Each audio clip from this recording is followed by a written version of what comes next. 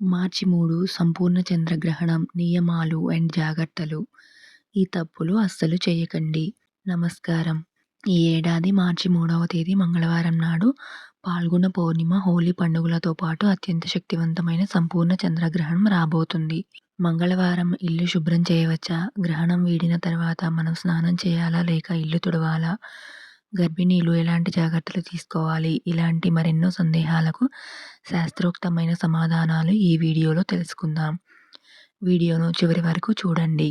సాధారణంగా అందరికీ వచ్చే సందేహం ఏమిటంటే మంగళవారం ఇల్లు శుభ్రం చేయవచ్చా? సాధారణంగా మంగళవారం కుజుడికి ఇష్టమైన రోజు కాబట్టి బూజులు దులపడం, ఇల్లు కడగడం చేయకూడదని అంటారు. కానీ గ్రహణం అనేది ఒక అశౌచం లేదా మైలకాలం. శాస్త్రాల ప్రకారం గ్రహణం వీడిన తర్వాత ఇంటిని శుద్ధి చేయడానికి వారాలు, వజ్రాలు చూడకూడదు. కాబట్టి రేపు మంగళవారం అనే భయం లేకుండా గ్రహణం వీడిన వెంటనే మీ ఇల్లు మరియు పూజ గదిని ఖచ్చితంగా శుభ్రం చేసుకోవాలి. స్నానం మరియు సమయాలు. చాలామందికి వచ్చే సందేహం, ముందు స్నానం చేసి ఇల్లు శుభ్రం చేయాలా లేదా గ్రహణ కిరణాల వల్ల ఇల్లంతా అపవిత్రం అవుతుంది. మీరు ముందు స్నానం చేసి ఆ తర్వాత ఇల్లు తుడిస్తే మీరు మళ్ళీ అపవిత్రులవుతారు. కాబట్టి ముందు ఇల్లు శుభ్రం చేసి ఆ తర్వాతే తలస్నానం చేయాలి. దీనినే మోక్ష స్నానం అంటారు. చంద్రగ్రహణ సమయం మార్చి 3 మధ్యాహ్నం 3:20 నుండి సాయంత్రం 6:47 వరకు. పట్టు స్నానం మధ్యాహ్నం 2:50 నుండి 3 గంటల మధ్య. విడుపు స్నానం, మోక్ష స్నానం రాత్రి 7 గంటల నుండి 7:30 వరకు. గ్రహణానికి 9 గంటల ముందే సూతక కాలం మొదలవుతుంది కాబట్టి ఆ రోజు ఉదయం నుండే నియమాలు పాటించడం మంచిది. ఆహారం మరియు పానీయాల నియమాలు. గ్రహణానికి ముందు వండిన అన్నం, కూరలు గ్రహణం తర్వాత అస్సలు తినకూడదు. వాటిలోని పోషకాలు నశించి అపవిత్రంగా మారుతాయి. మిగిలిన ఆహారాన్ని ఆవులకు లేదా మూగజీవాలకు వేయండి. గ్రహణం తర్వాత తాజాగా వండుకున్న సాత్విక ఆహారం మాత్రమే తీసుకోవాలి.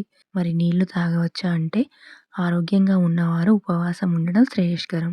కానీ గర్భిణీలు, చిన్నపిల్లలు, వృద్ధులు ముందుగానే దర్భలు వేసి ఉంచుకున్న నీటిని కొద్దిగా తాగవచ్చు. దర్భలకు నెగిటివ్ ఎనర్జీని అడ్డుకునే శక్తి ఉంటుంది.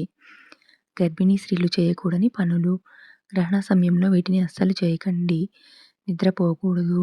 గర్భిణీలు బయట తిరగకూడదు. కిటికీల నుండి కాంతి లోపలికి రాకుండా చూసుకోవాలి.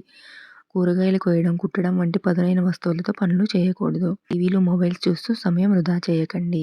గ్రహణ సమయంలో ప్రశాంతంగా కూర్చుని ఓం నమః శివాయ లేదా మీ ఇష్ట దైవాన్ని జపించండి. ఈ సమయంలో చేసే జపానికి 1,000,000 రెట్ల పుణ్యఫలం లభిస్తుంది. స్నానం తర్వాత దీపారాధన చేసి వీలైతే బ్రాహ్మణులకు బియ్యం లేదా కూరగాయలు దానం చేయండి. ఇంకో ముఖ్యమైన విషయం ఏమిటంటే పీరియడ్స్లో ఉన్నవారు ఎలాంటి నియమాలు పాటించాలి? నెలసరిలో ఉన్నవారు గ్రహణం విడిచిన తర్వాత తలస్నానం చేసి తాజా ఆహారం తీసుకోవాలి. పూజకు సంబంధించిన పనులు ఇంట్లోని మిగతా వారు చేసేలా చూసుకోండి. మీరు పీరియడ్స్లో ఉన్నప్పుడు గ్రహణ నియమాలు పాటించడం వల్ల మీకు ఎలాంటి అశుభం జరగదు. పీరియడ్ సమయంలో నోటితో మంత్రాలు చదవడం కంటే మనసులో అనుకోవడం శ్రేయస్కరం.